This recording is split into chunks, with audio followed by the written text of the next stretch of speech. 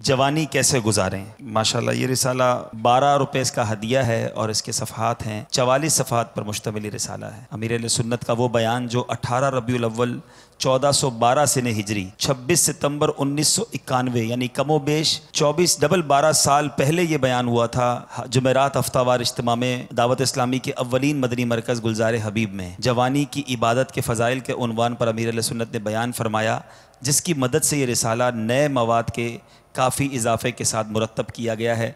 अल मदीनतुल इल्मिया की माशाल्लाह ये पेशकश है और अमीर अहले सुन्नत के बयान से इससे फ़ायदा लिया गया। जवानी कैसे गुजारे, मुबल्लिगीन के लिए बेहतरीन मवाद इसमें मौजूद है।